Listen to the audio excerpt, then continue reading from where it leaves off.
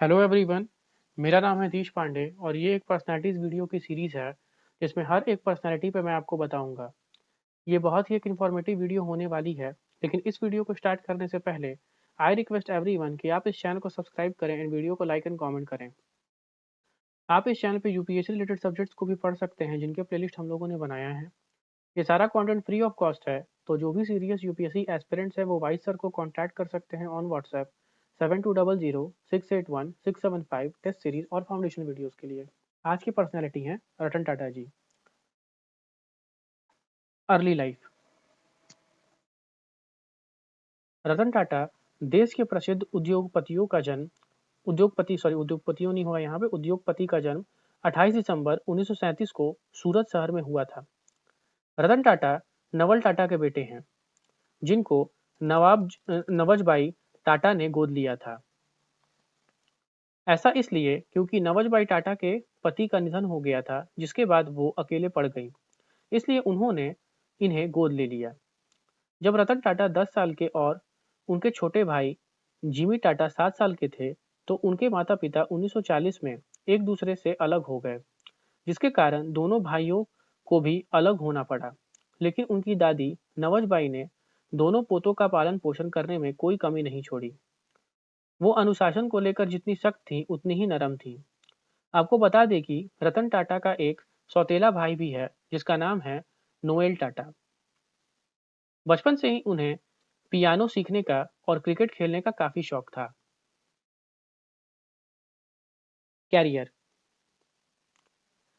रतन टाटा ने भारत में व्यवसाय करने के पहले लॉन्स एजेंसी कैलिफोर्निया में जॉन्स एंड एमोन्स में थोड़े समय के लिए काम किया, लेकिन अपनी दादी की बिगड़ती तबीयत को देख अमेरिका में बसने का सपना छोड़कर उन्हें वापस इंडिया आना पड़ा।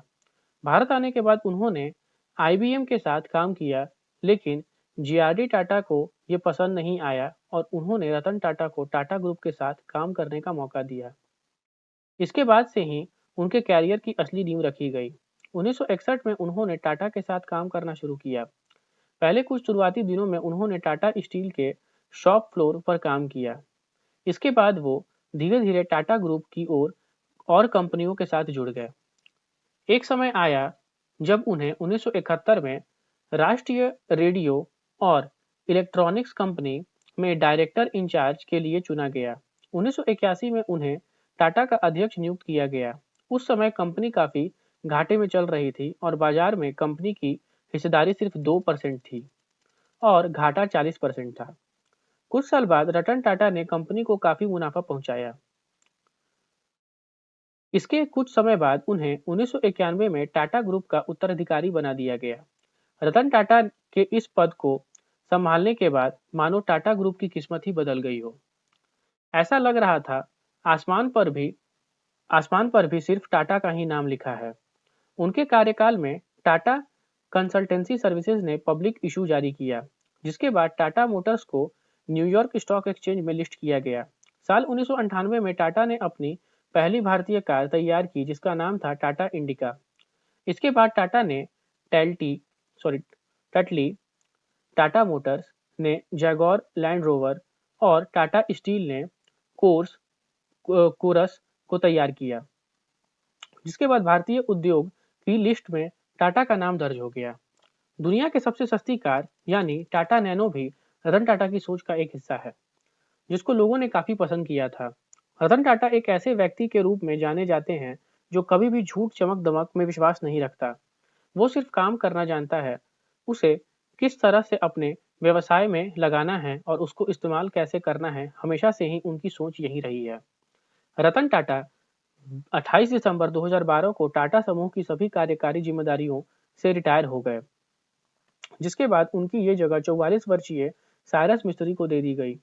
लेकिन रतन टाटा ने इस जगह को देने से पहले उनके सामने अपनी बात रखी, जिसके मुताबिक उन्हें 1 साल तक रतन टाटा के साथ काम करने को कहा गया, जिसको उन्होंने स्वीकार कर लिया।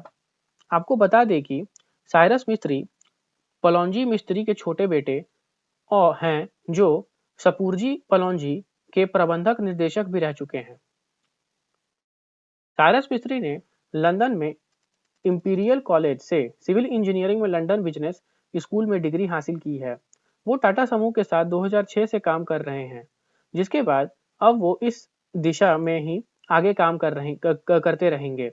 हालांकि इस समय वो टाटा से रिटायर हो गए हैं, लेकिन इसके बाद भी कामकाज में लगे हुए रहते हैं। हाल ही में उन्होंने भारत की ई-कॉमर्स कंपनी स्नैपडील कंपनी में इन्वेस्ट किया। इसके बाद अर्बन लैंडर और चाइनीज मोबाइल कंपनी जियोमी में भी इन्वेस्ट किया। रतन टाटा भले ही टाटा ग्रुप से रिटायर हो गए हैं, लेकिन टाटा सन्स के 2 ट्रस्टों के चेयरमैन अभी भी वो बने रहेंगे। रतन टाटा ने भारत के अलावा कई देशों के संगठनों में भी अपनी अहम भूमिका निभाई है। वह प्रधानमंत्री की व्यापार उद्योग परिषद और राष्ट्रीय विनिर्माण प्रतिस्पर्धात्मक परिषद के सदस्य भी हैं। इसके साथ ही वो कई कंपनियों के बोर्ड ऑफ डायरेक्टर भी हैं। तो ये थी रतन टाटा जी की जीवनी। आशा करते हैं कि आपको ये वीडियो इन्फॉर्मेटिव लगी होगी। तो इसलिए इस वीडियो को लाइक कीजिए, कमेंट कीजिए, चैनल को सब्सक्राइब कीजिए। जय हिंद।